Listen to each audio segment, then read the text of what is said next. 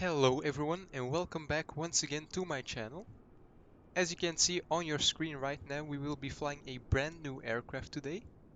This right here is the McDonnell Douglas DC-6 made by PMDG, who most of you probably already know. They have made a lot of very nice aircraft for prepared, such as the 737 and 747, just to name a few. They are probably the most well-known developers for flight sim, and they provide aircraft that are as close to study level as it can probably get. People who have used Prepared might have already flown this airplane a lot. It's not exclusive to Microsoft Flight Simulator by any means, and it has been around for quite a while already. PMDG even made a version for X-Plane 11 and 10 as well. I told you in the last video that I would try to get my hands on this beautiful aircraft, and so I did. I'm very excited to get to fly it. For me, this is the first time using a product from PMDG, and I really hope it will be the first of many. I'm really looking forward to the 737 NGX as well, which should be releasing somewhere in the near future, hopefully. Although they have been delaying the release for a little while now. But anyway, for now we are going to have plenty of fun with the aircraft that we have in front of us. At the moment we are parked at the cargo bay at San Juan Airport in Puerto Rico. And we will be flying to the beautiful airport of St-Maarten. St-Maarten is mostly known for the beach right in front of the runway, which is an ideal place to get some very nice views of the approaching aircraft. And it is also the only airport in the sim at the moment that I bought special scenery for, so it should look pretty nice when we get there. It's not a very long flight, only an hour or so, and we will be flying with American Airlines today in this air freight livery. I couldn't really find any information if these aircraft used a different call sign back in the day than other American Airlines aircraft, so our flight number will just be AAL 707 today. Not a real flight, by the way, I just totally made that number up. So yeah, like always guys, be sure to do a touch and go on that big red subscribe button below and like the video. And also let me know down below in the comments if you want to see more content like this, or you can ask me a question if you like. I'm always open to all of those things, so definitely be sure to do all of those things. Now without further ado, let's jump into the flight deck. So here we are in the beautiful flight deck of the DC-6. As you can see, quite different to the cockpits that we have seen on my channel so far, like the cockpit of the CRJ and all of the other aircraft. This is a very old airplane, as you can see. It was introduced, I believe, in the 1940s, just after or even during World War II. And it's also saw service during the 1960s and of course the Cold War. So it is a very old aircraft, and as you can see, PMDG even modeled the older type radios, just so they didn't have a blank spot here. But the actual radios that we will be using today are in the GPS here, and also to the right of the GPS with the other navigation radio. So yeah, we are still in a cold and dark state at the moment. The doors are still open. I've loaded the aircraft up with fuel and cargo already. As you can see, our takeoff weight is 76.9 pounds, which is the gross weight. And we are taking 6,536 pounds of fuel with us, which is not a lot. Oh, I didn't know you can adjust the armrest. That's kind of nice. But yeah, if we take a look, yeah, we can take a look on the fuel display yet. But once we get power to the aircraft, you'll see that the fuel tanks are practically empty. There's really not a lot of fuel in them. That's of course because this aircraft was used for quite long flights as well, like crossing the Atlantic and such. So yeah, I've done all of that as well, and you can also see that the aircraft is actually filled up with cargo there. That's a very neat detail in my opinion. I don't think that was there in the release version, but this aircraft just got an update, so that's very nice. And I've also got all of the ladders and stairs out, as you can see. And I've opened the door with the air stairs. So But we'll be closing all of that up pretty soon. For now, I'm going to go upstairs here to the overhead panel, and I'm gonna turn on the airplane battery and switch to ground power. That will illuminate the ground power light there. And now we can see the information on the fuel display. We've got a little bit more than 1500 pounds in each tank, and the alternate tanks are completely empty. Back to the overhead panel, we can turn on all of the inverters and also all of the generators here. That's and also the smoking and seatbelt sign. That's everything there. Then we can move down here and we'll fully open all of the cowl flaps. If I'm not mistaken, they should be fully open for engine start. Superchargers, will only use the low setting for this flight. We can turn up the volume of the radios and GPS and all of that.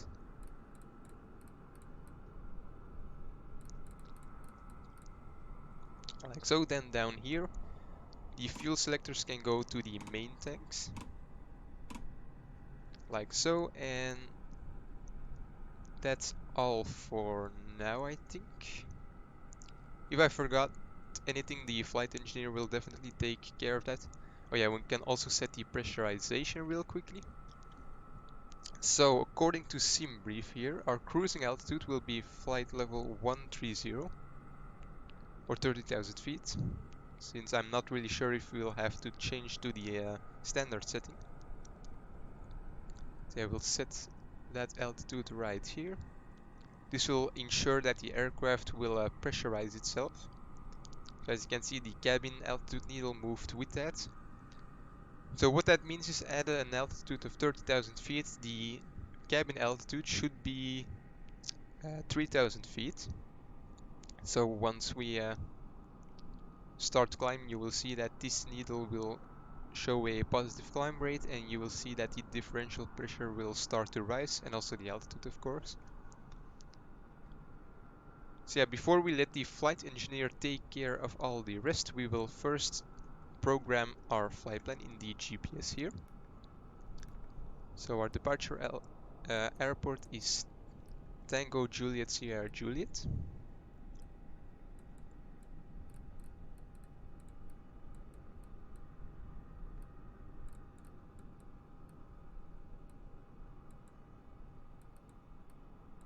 Like so. And since it's such a short flight plan, we only have one waypoint to program. And according to the flight plan, it should be juice, but I'm gonna use no, it should be Slugo according to the flight plan, but I'm going to use juice since this is better for the approach, as you will see later on. So now we need to go programming juice.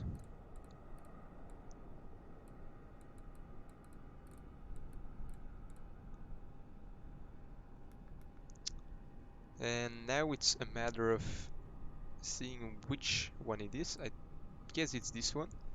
And that's about right, since it's 134 nautical miles from us. The other one would have probably been more than 1,000 miles from us, so that's obviously not right. And then from Juice, we are going to join the approach for runway 10 at St-Maarten. So let's program in that airport as well. Probably should have gone the other way around, but that's okay.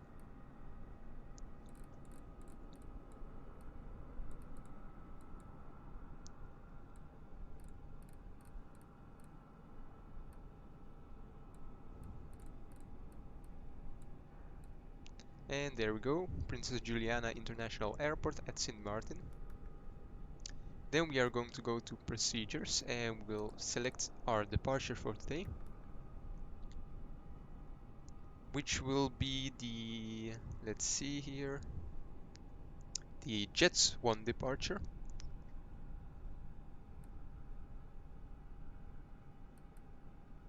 There we go, with the juice transition. We can load that, and the departure runway should be runway 10. So let's change that real quickly as well.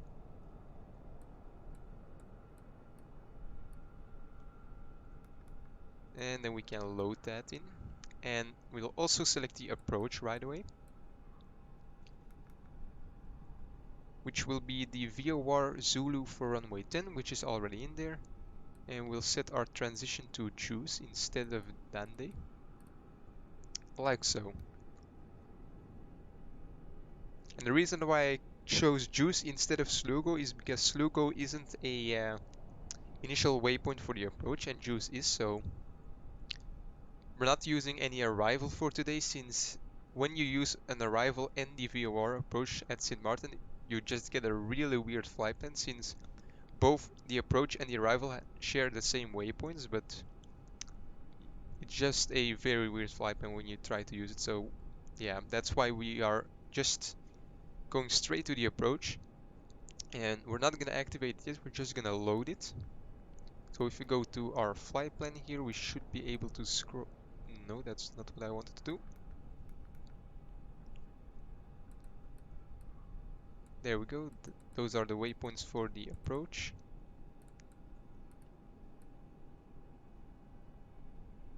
So that's all in there. We can scroll here, so we get our handy dandy navigation display, which I didn't know was an option in this aircraft.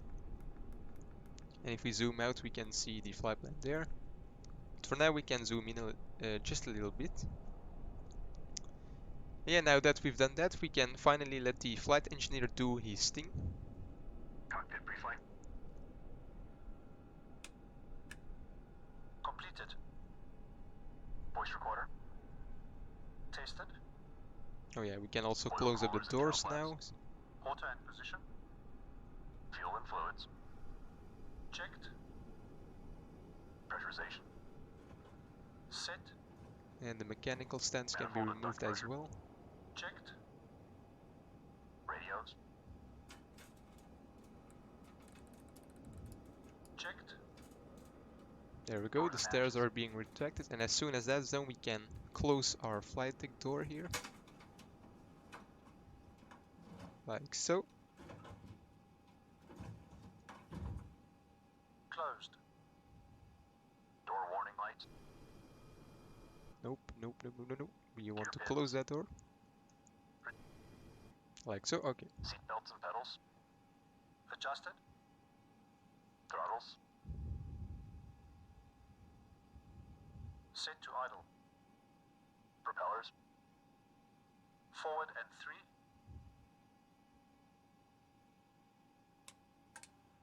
Before start checks complete. Start engines. Okay, so before we start our engines there, you can normally you should have been able to hear that the flight engineer has done the before start checklist. So before we cut to the chase and start our engines, we should also set our altimeter and brief the departure real quickly. So according to the latest meta report on the internet, the altimeter setting here at San Juan is 3005. So let's set that there, and we should probably also set that on the co-pilot side. Yes, indeed. And as far as I can see, there's no standby altimeter, so it's just the two of them. The wind here is 90 degrees at 10 knots, so the wind does favor runway 10. Visibility is good, no real clouds to take into account, and the temperature is good with 27.2 degrees and a dew point of 23.9 degrees. So let's see if that's also what the temperature gauge here says. As you can see, it's almost perfectly correct. It's more like somewhere around 26 to 27 degrees if I should make a guess, but accurate enough, I would say.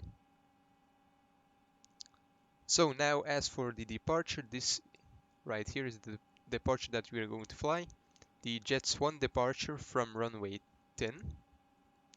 So according to this segment here, we should make a left turn to heading 060 after departure. and then we would be in real life vector towards the radial from Sierra Juliet uniform, and then we would follow that radial to jets, and then from there we are going to fly to Juice, and from there we are going to fly the arrival scene. You can already see the island of St-Maarten on the chart for the departure. So yeah, maintain 5,000 unless assigned a lower altitude, so we're not gonna take that into account. We're just gonna fly straight to our cruising altitude since it's such a short flight. And there we go, our transition altitude is 18,000 feet, so our cruising altitude is below that, so which means we'll just stay on the local altimeter setting all the way. And yeah, that's everything we need to do. So after departure, we'll make that left turn, and as soon as we are cleaned up and in the climb, we'll vector ourselves back in to follow the 080 radial towards jets, which is 38 nautical miles from the San Juan VOR. So a couple things that we need for the departure then is the San Juan VOR programmed into the navigation radio, which is 114.0, like so, and we'll also set that in our second navigation radio. And now we should have a DME reading down here, which we have 0.6 nautical miles. That's correct since we're practically on top of the VOR at this point. And I'm also going to set the 080 radial, which is there. And it also checks out that we are to the right of it. Okay, so that's everything we need to do. This aircraft doesn't have an altitude intercept function, so we don't need to really set anything here. The Joeypilotyt is quite easy to use, but also quite rudimentary. So yeah, now that we've done all of that, we are ready to start our engine. So we'll go ahead and go down here for a second and set all of the mixtures to auto reach, like so. Flight engineer was so friendly to put the engine selector and the fuel pumps for engine 3 on. So we'll engage the magnetos, fuel pump, selector, magnetos and mixture are all set. Throttle is cranked up a little bit. So let me just open one of the windows real quick so you can hear the beautiful sound of the engines. It's quite nice to hear. I'm gonna make sure though that my sound in OBS isn't too loud for you guys so you can still hear me. That seems okay, so let's go ahead and start engine number 3. 3, 6, 9, And 12.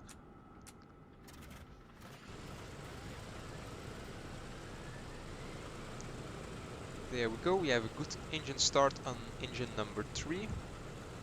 Now we need to watch a couple of things here. The fuel pressure is within limits and the oil pressure is a little bit low, but that's normal when you are at idle. And the oil temperature is also a bit low, but that's to be expected. And you want to keep the RPM below 1000, so it seems like the engine RPM is rising a little bit, so we'll reduce the throttle for engine number 3 a little bit to keep it under 1000. And there we go, those clicks that you could hear were the starters cutting out, so we'll select engine number 4 now, turn on the magnetos for engine number 4, turn off the fuel pump for 3, and then turn on the other boost pump, and the exact same process. 3, 6, 9, 12.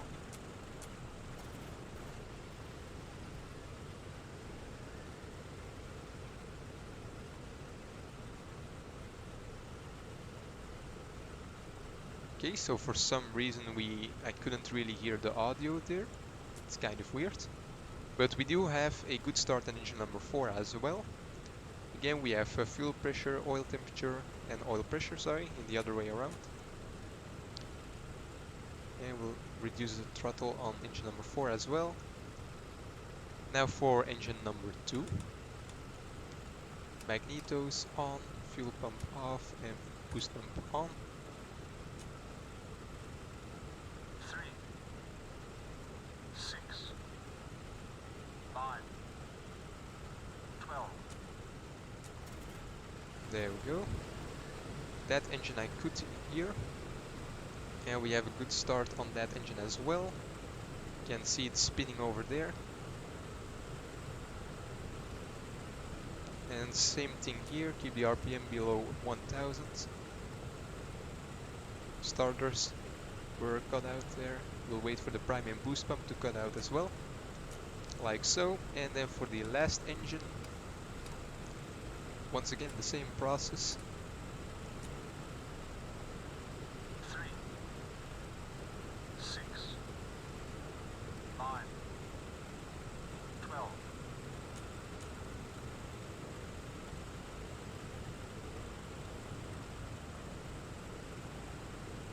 For some reason that engine doesn't want to work with us today.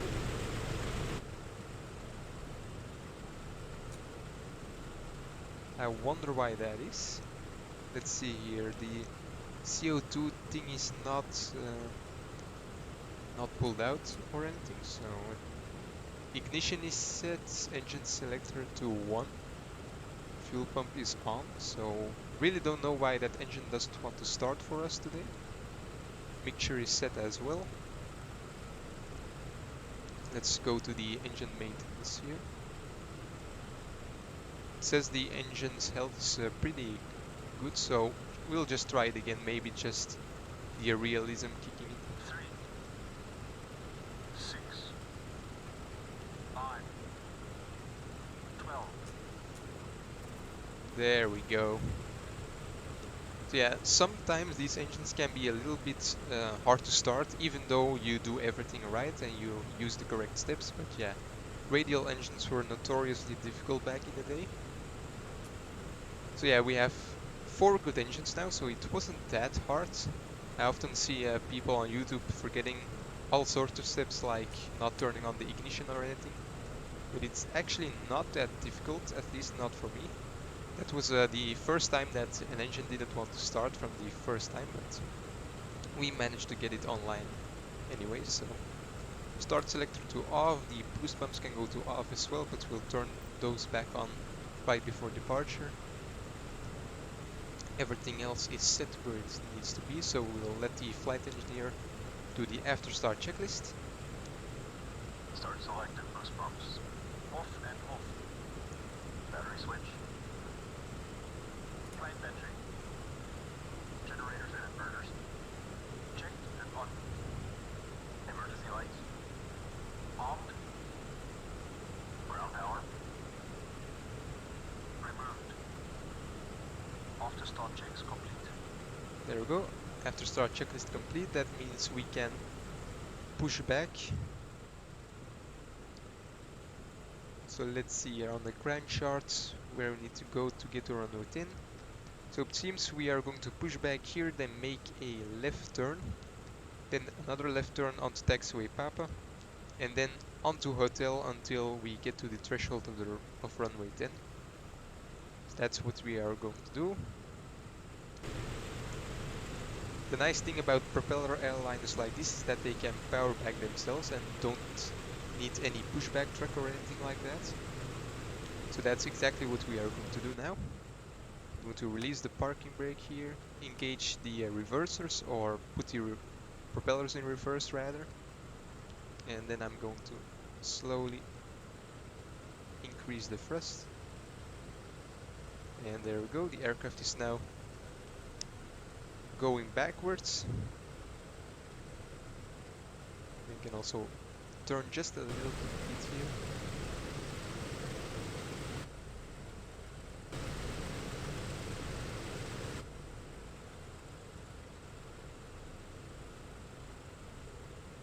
So we don't want to use any brakes during something like this, of course. We just want to let the aircraft come to a stop by itself, which it did. So engage the parking brake real quickly, just make sure that I didn't forget anything really important.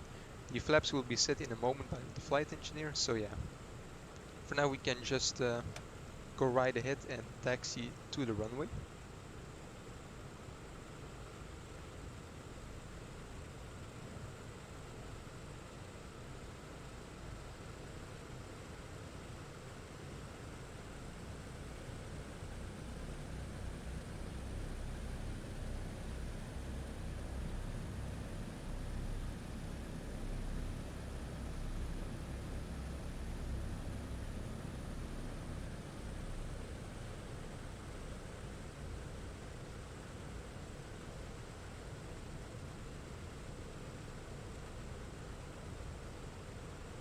Looks like we have some company here at this airport, and of course he's heading right for us, so prepare to have your immersion ruined for a second.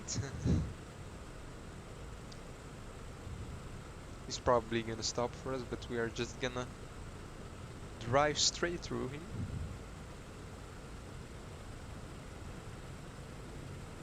This here should be taxiway Papa, yes it is. Sorry little guy, gonna have to pass through you here.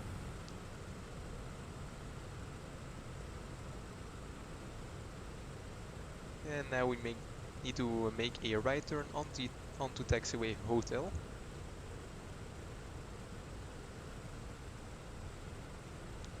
Clear to the left and clear to the right.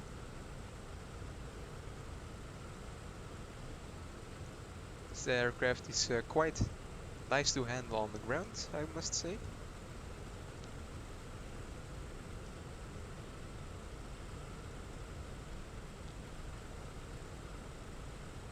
So yeah, during this time we'll just let the flight engineer do the before takeoff checklist.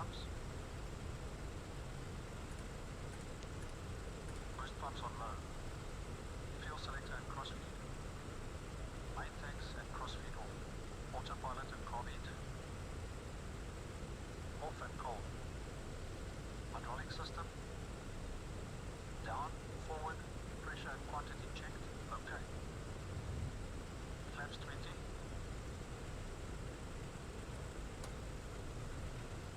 Flap setting for takeoff is flaps 20, as you can see. The flight engineer is extending them. Flaps set 20. Windows and turbine.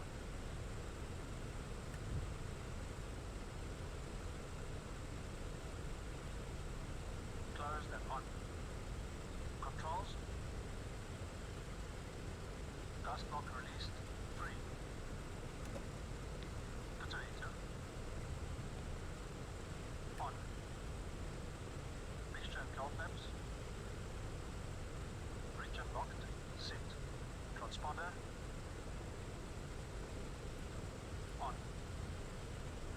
Landing lights.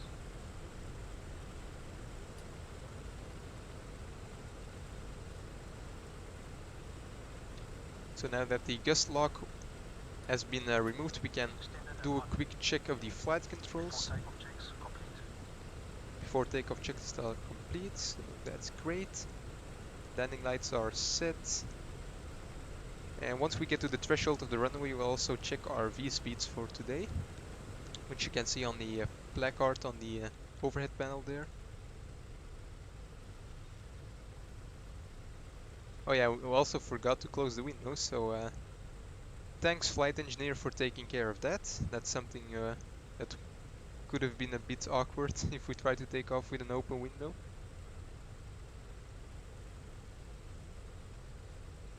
Yeah, we're almost at the runway here. Just a little bit further. Everything on the engine display is still looking good as far as I can see.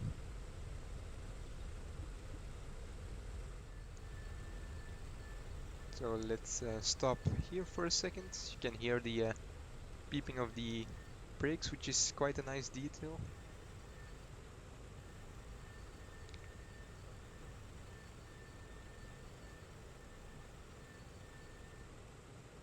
So set our parking brake real quickly as we take a look at that placard that I was talking about. Here it is. So our takeoff weight was 7.9 or 7.8.9, I'm not really sure. 7.6.9, sorry, so that's going to be around here that we need to look. We are approximately at sea level, I believe. Let me just double check that real quickly so we don't make any mistakes. Yes, airport elevation is 10 feet, so sea level, which gives us a V1 of 83, 83 knots, and then a V rotate of 96 knots, that is, I think. So just below 100 knots. Oh, 98 knots, sorry, I was looking at the V safe. This is the speed that we need to look at. So just about 100 knots we'll start to rotate. And we'll be doing a dry departure for today since the aircraft weight is well below the maximum takeoff weight for a non for a departure without the water pump. So that's all good. Everything else is set, so we can release the parking brake and we'll line up with the runway here. No incoming traffic as far as I can see, and no traffic on the runway as well.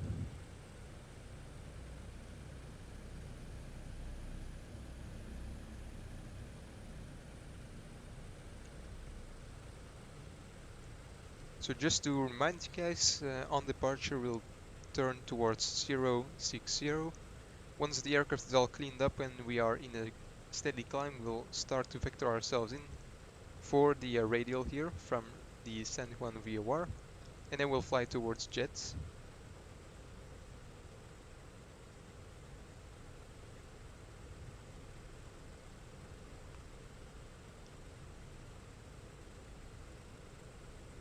Here we are, runway 10 is identified, so we'll stop here once again. That was a bit rough, my bad. Take off dry. 30 inches stabilize. 30 inches Okay, stabilize. so the flight engineer will first put the engines at a pressure of 30 inches, like so.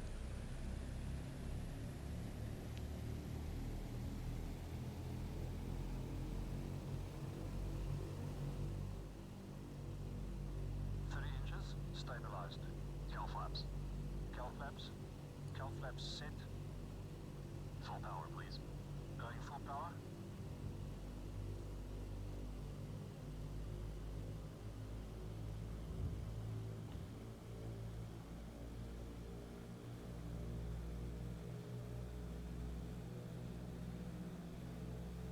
There we go, full power is set, release the brakes.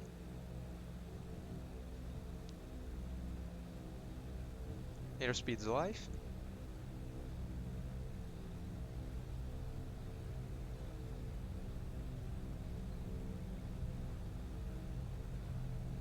V1.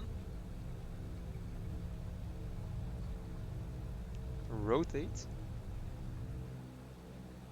So we really want to be quite gentle with the pitch in this aircraft. Gear up. Gear selected up.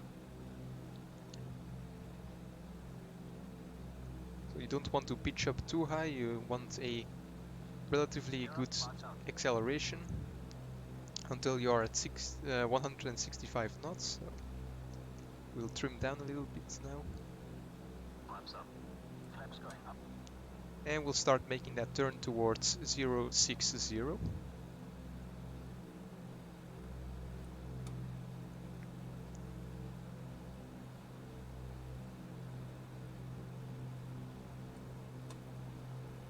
Meteor power. Setting meter power 48 inches, 2600 RPM. There we have it. Slightly overshot it there, but that's okay. And we can increase the pitch now a little bit since we are above 165 knots. But we'll just engage the autopilot real quickly, or gyro pilot I should say. Climb power. Setting climb power.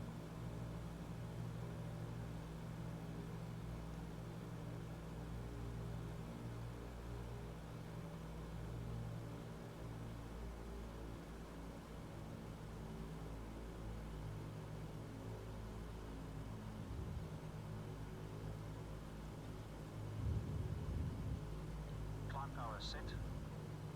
After takeoff checklist, please. So we'll reduce the pitch of the aircraft once again since we're getting a bit low on the speed. Should be around 50,000 feet, should be good.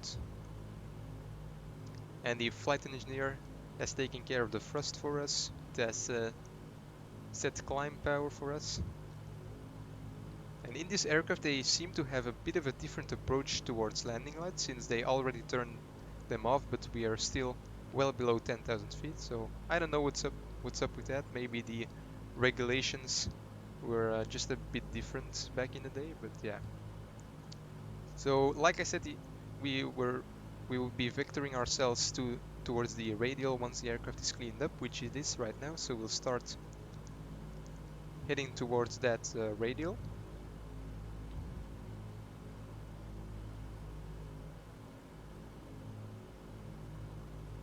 And the way you should do that is by using this wheel here, since this aircraft doesn't have a heading mode.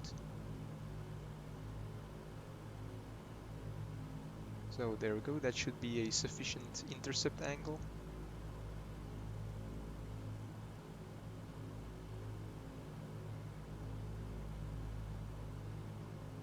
And normally when I engage localizer mode here in a second, the aircraft should follow the radial.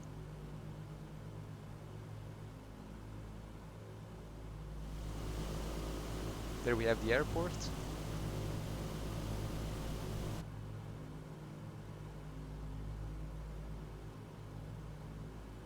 And we can, of course, gotta keep an eye on that needle so we don't fly through it.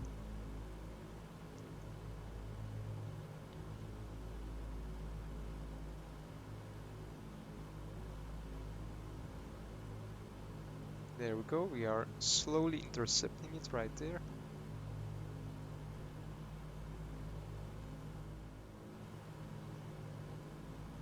So let's see here if the aircraft will follow the localizer for us. Looks to me like it will. That's fantastic.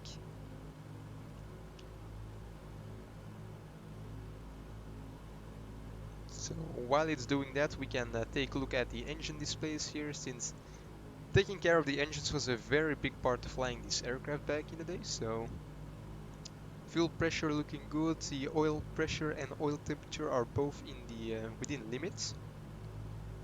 Carburetor temperature is in the yellow range, so I'm not really sure how to deal with carburetor ice in this aircraft, so it shouldn't cause any problems normally, but we'll keep an eye on that anyway. And the cylinder head temperatures are also good, and everything else is set where it needs to be. As you can see, the aircraft has successfully intercepted the radial there. 9,000 feet it seems, so still 4,000 feet to go. We should probably lower the nose a little bit since we are getting below 160 knots again.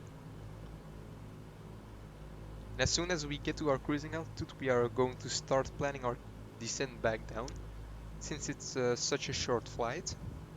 And I really need to take my time with it, since I'm not very good at calculating stuff without the calculator, so yeah.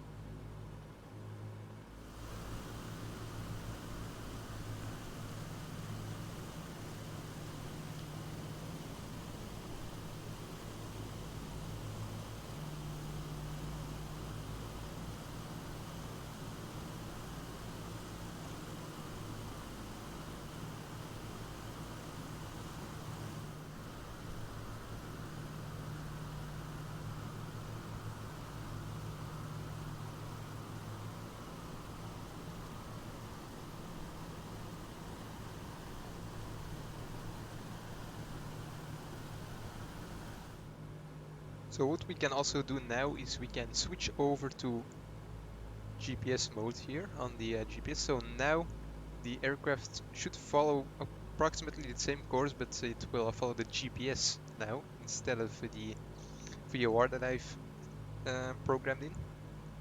There we go, the aircraft is now following the GPS flight plan.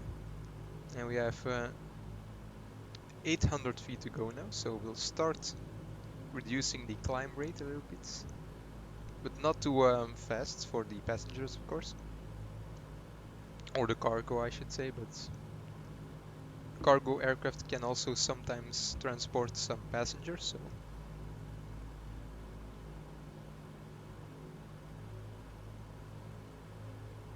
so we'll keep gradually decreasing the climb rate.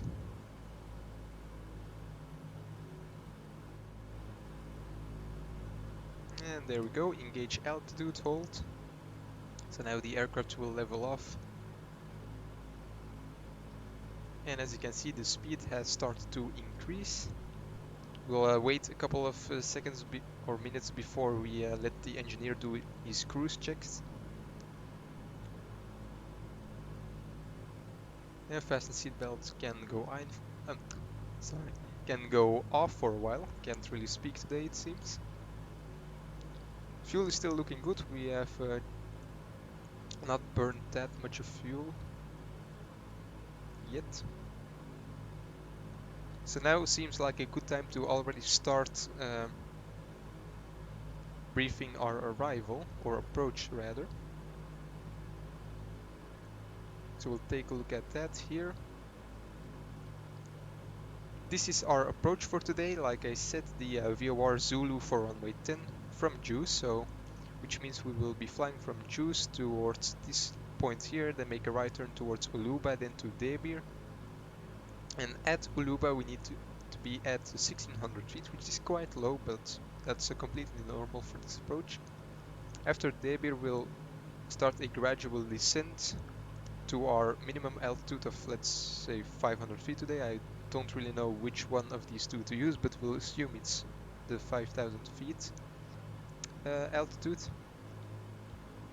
And we'll stay there until our missed approach point, which is 2 nautical miles from the St-Maarten VOR, which is 113.0, which will tune into the radios momentarily.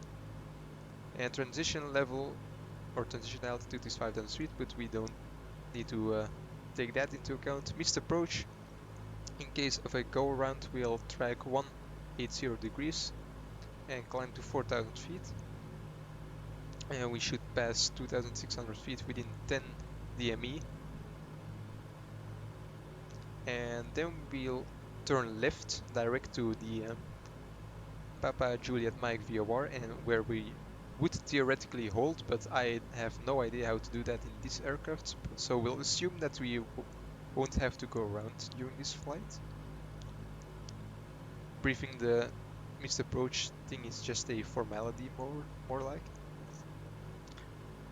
So yeah, the aircraft is now turning towards the Juice waypoint, so now is a very important time to first of all do the cruise checklist, so we'll let the engineer do that for us. And we need to do our descent calculations as well. So basically what you want to do is you take your cruising altitude, which is today 13,000 feet, and you want to take the altitude at which you want to be at a certain point, which is 16,000 feet at Uluba waypoint. So if you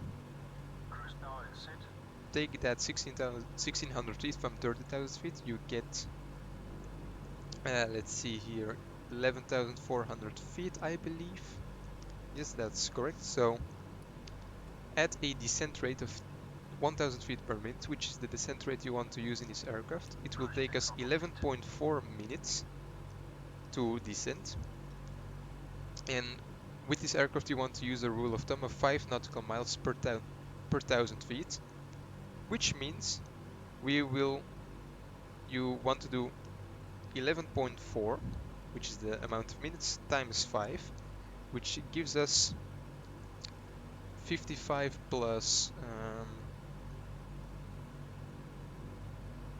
2 is 75 nautical miles. If I'm not mistaken, do correct me in the comment section if I've done something completely wrong, but I believe that should be correct. So what we want to do is we want to descend 57 nautical miles before Uluba, but we also want to have an extra 20 miles to be able to slow this aircraft down, since that's really something you need to take into account. So we already have a level segment of 5 nautical miles between Luba and Tibir, so we'll add 15 nautical miles to our 57 nautical miles, which gives us 72 nautical miles. So that's our distance that we are going to use. So that's the one we are going to use for today. So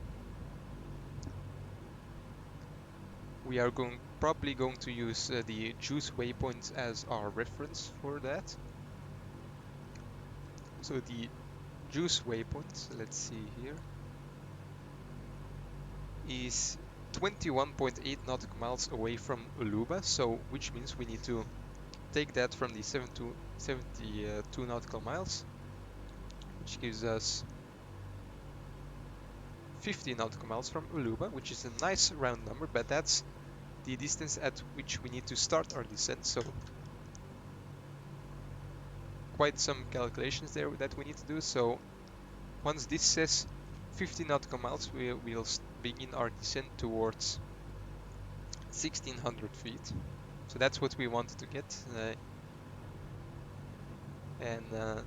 Now the engineer has set the power to cruise. We're cruising slightly above 200 knots there.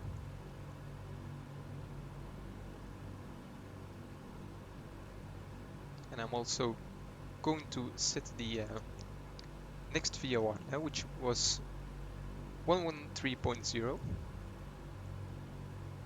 Can just do this right here, like so, 113.0, and we can do the same over here, nice and easy. And then, as you can see, the RMI needle switch there, and you can see a distance from the St-Maarten VOR, which is 118.4 nautical miles at the moment. So yeah, we are not quite at our top of descent yet, but we'll get there pretty soon, I imagine. For now, we'll just enjoy the views for a little bit here.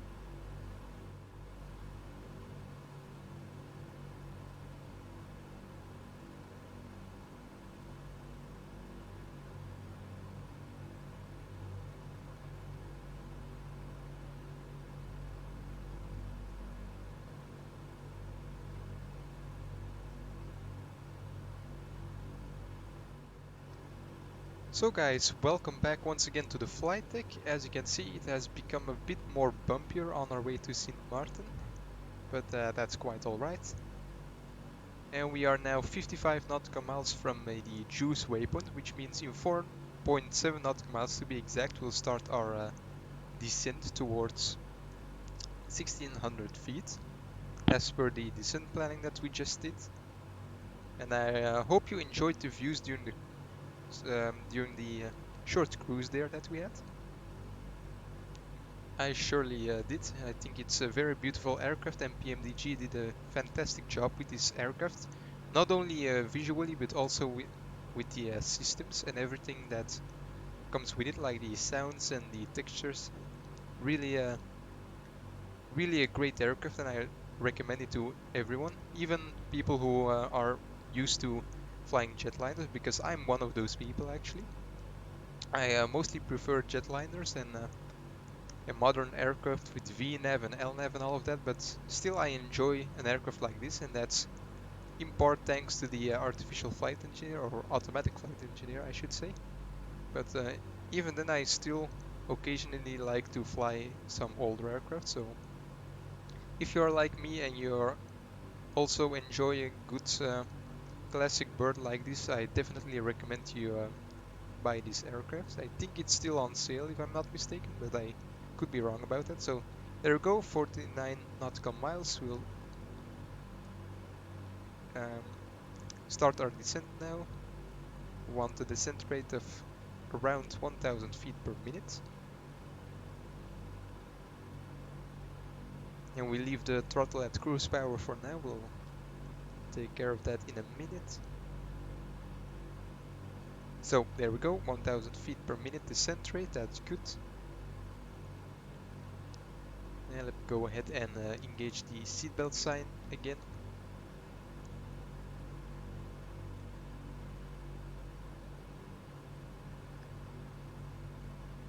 Once the aircraft has accelerated to its maximum speed, then we'll do the descent checklist and let the flight engineer reduce the throttle to our descent setting. But for now we'll just leave everything where it is, sorry. And during the descent, if you want to double check if you're still on the profile, you can actually do that, and I'll show you guys how in just a minute. So let's say here we've now descended approximately 1000 feet, so that means we should have traveled 5 nautical miles, which we have. As you can see, we've already passed 45 nautical miles, so that means we are approximately on the profile now, which is great. So we'll just let the aircrafts descend further now. Let's see if the speed is still increasing. Seems like it's almost stable, so we'll go ahead and tell the flight engineer to set 26 inches like the pilot just said.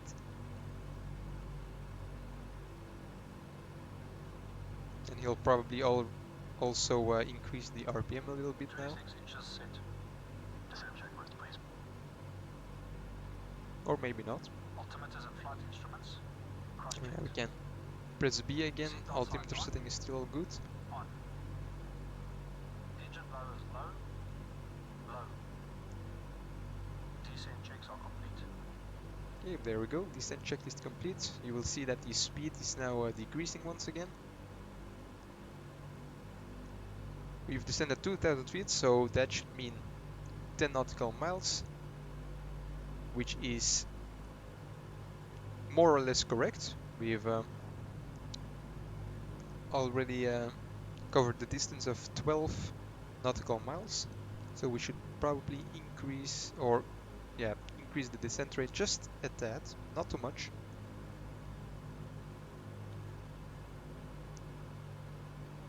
And as you can see there, the lightning flashes are quite bright. I do hope we won't have those during landing, but apparently this part of the world does have some tropical storms, apparently. So guys, as you can see, we've almost reached 1600 feet. Don't really know if we stayed on profile the entire descent, but we should be arriving at our altitude just in time to allow us to slow down enough for our approach. This aircraft does need quite a lot of distance to do that, so there we have the island of St-Maarten itself. As you can see, we are very low for this particular distance, but yeah, as I said, that's exactly what we want to be able to slow down.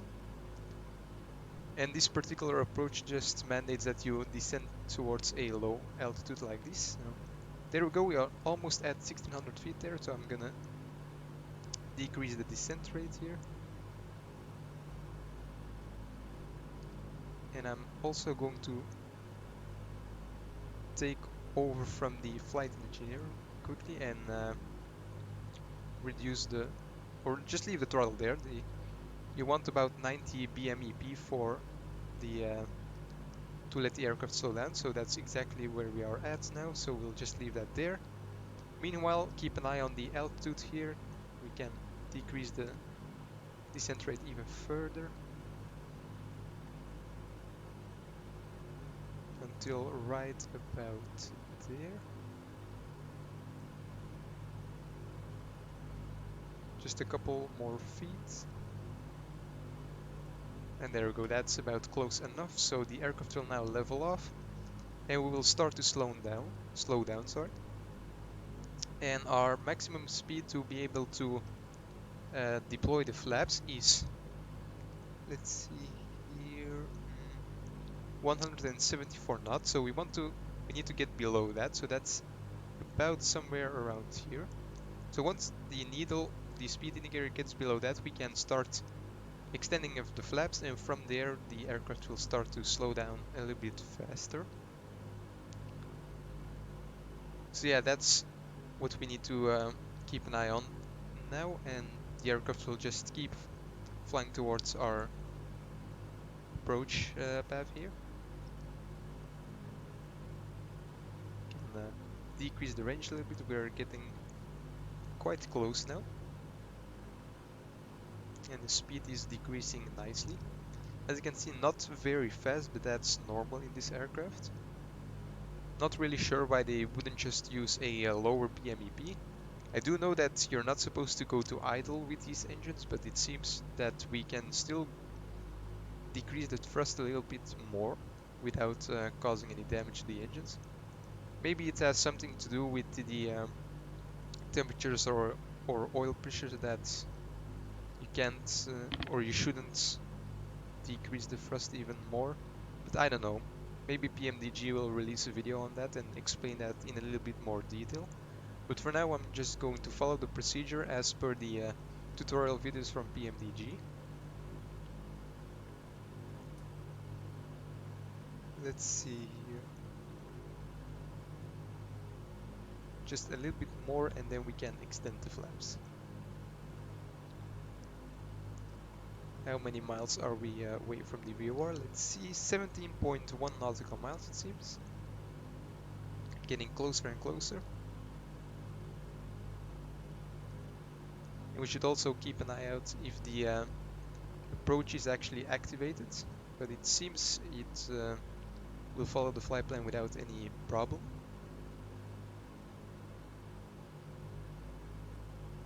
Yeah, almost there, we can almost extend the flaps.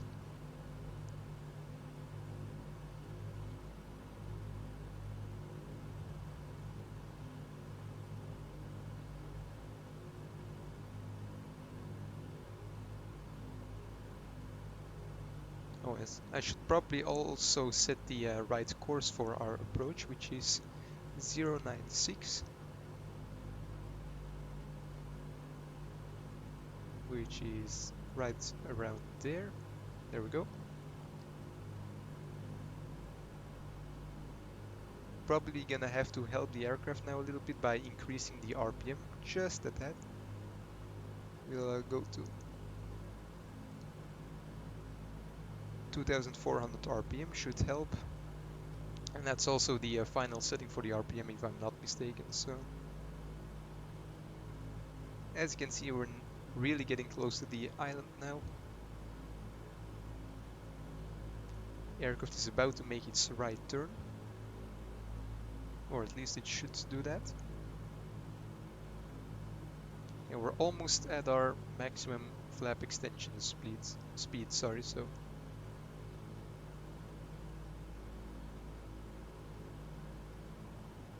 altitude still looks good, altimeter is set correctly.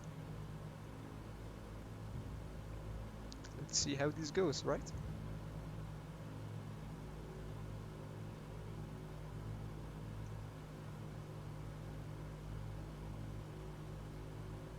Just a little bit more on the speed.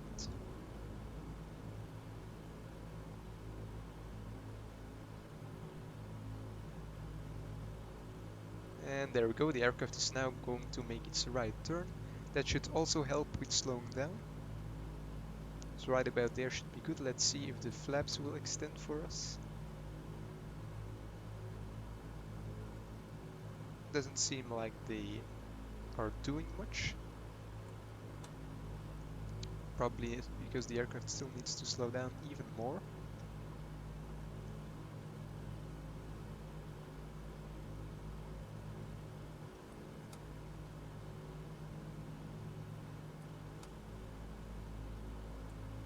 So let's help the aircraft a little bit and increase the prop speed even more.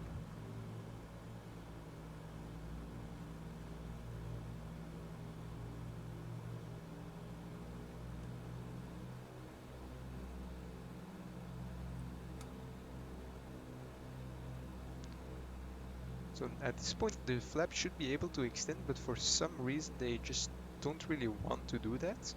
And I have no idea why.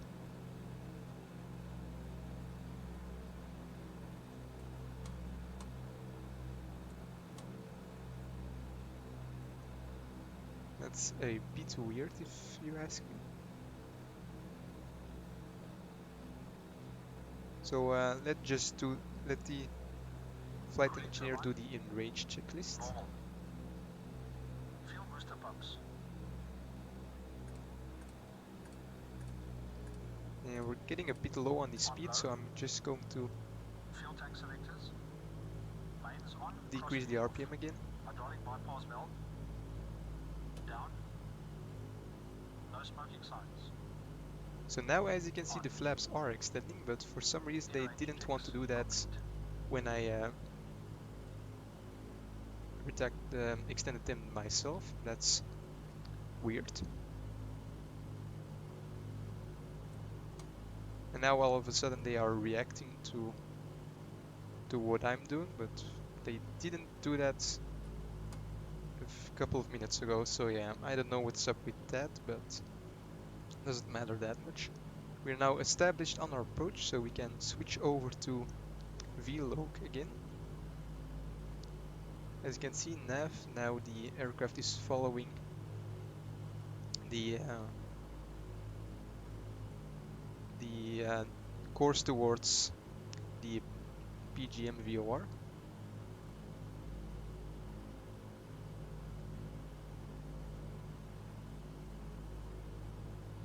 And we are established at 140 knots, which is exactly where we need to be. Let's see what our approach speed is here. So it's probably going to be around 128 knots. That's what it's going to be. And we should almost start our descent again. So once we pass the debir. Still a bit low on the puppies as far as I can see.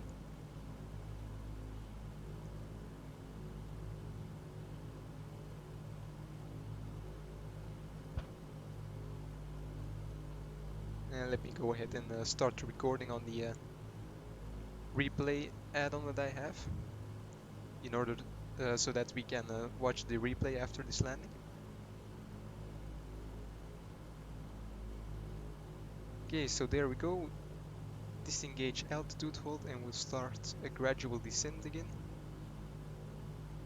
And also decrease the thrust now to 70 BMEP.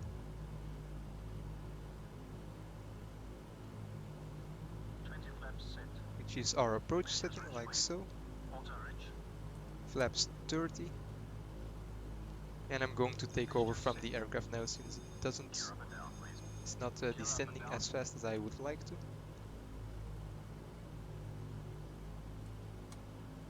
And flaps full.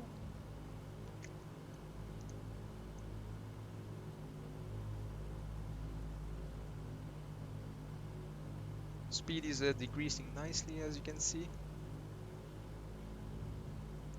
Now it's just a matter of getting ourselves on the proper glide slope here. Still 4 wide, as you can see.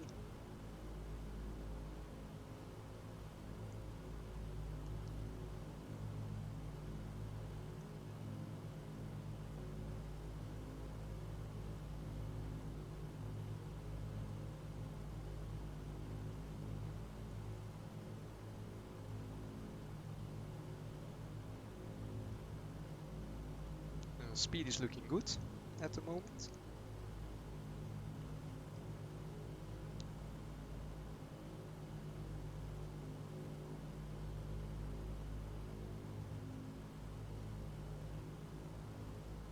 Still a bit high, so we'll increase that descent rate a little bit more.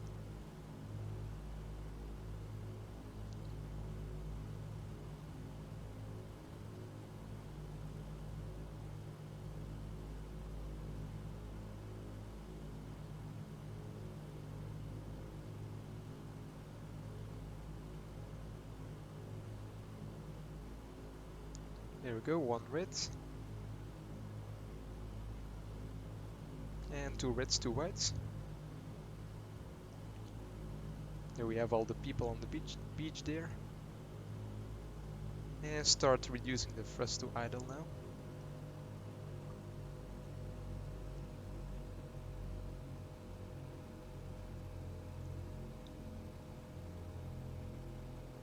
And hopefully... Oh, you know what we forgot? Oh, no, no, no, no, no. This is not good at all.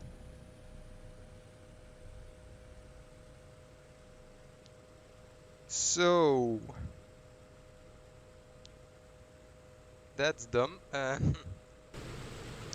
Yeah. I forgot to extend my landing gear. To my defense though, normally the flight engineer is supposed to take care of this, but for some reason when I used the lever on my Honeycomb throttle quadrant and I retracted the gear, once the flight engineer wants to extend the gear again, he doesn't want to do that because the Honeycomb throttle quadrant sees that the lever itself is still in the up position, so even though the flight engineer says gear up and down, it doesn't go up and down. So I should have, of course, checked the lights to make sure that they are down and locked, but I forgot that, and I now notice that the flight engineer never really finished their checklist because the landing lights are still on and cow flaps are still in the wrong position and all of that, so yeah. That's not really how I intended this landing to be, so yeah, let's just turn off the engines right here then. And also disengage the flight engineer now because he's keeping me from doing things.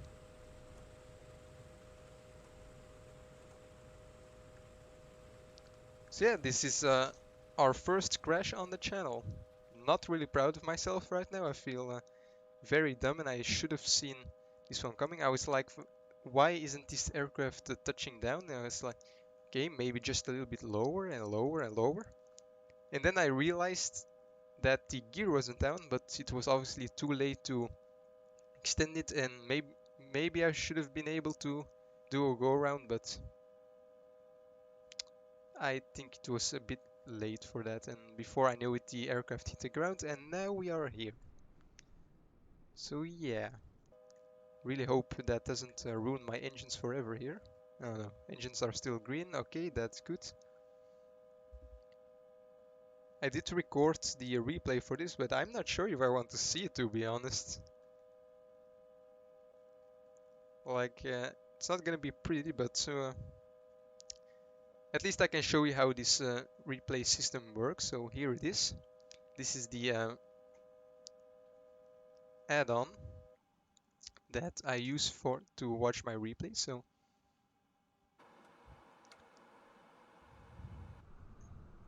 So here we are. Now the gear is extending, of course, but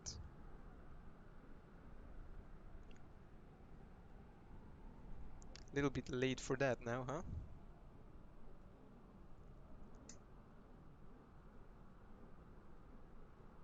So yeah, let's just... Now, during this replay, you can actually manipulate things still, so that's why I was able to retract the gear just now, but yeah. So this is how we did the approach here, without a landing gear, which is very dumb. But yeah, it happens to the best of us, I guess. Yeah, so here I was flaring the entire time, and just didn't hear the wheels touching the ground. So I kept going lower and lower, and this is the point where I realized my mistake. But yeah, it was too late, and the aircraft was doing these weird glitches the entire time. So yeah.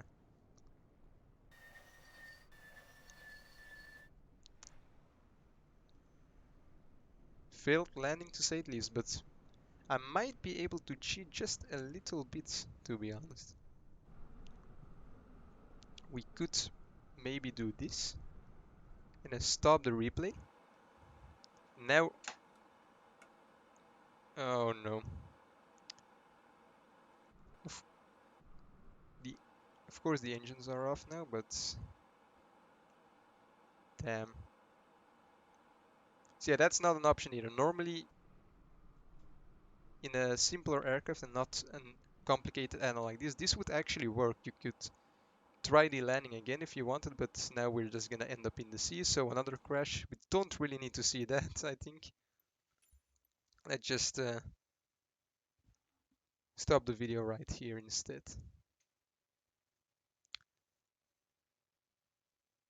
So yeah, luckily I didn't use Projectfly for this, because that landing rate, sorry, would have been quite harrowing. So yeah, anyway guys, that's probably going to be it for this video. We might be doing this flight again in the future, just because I want to prove that I can actually fly this aircraft properly. Now the approach did go a bit better than the last time I flew this aircraft, so at least that's something positive. But yeah, I was really looking forward to showing you a good landing at St-Maarten, and this is not really what I was expecting, but hopefully you got a good laugh out of it at least. But yeah, I'll see you guys in the next one. Be sure to like and subscribe to the channel if you enjoyed the video at least. And if you have any questions or want to give me some requests for a future video, they are always welcome down below in the comment section. And yeah, if you want to see more content from me, you can also always watch some of my other videos and follow me on Instagram as well. So yeah, I'll see you guys in the next one. See ya.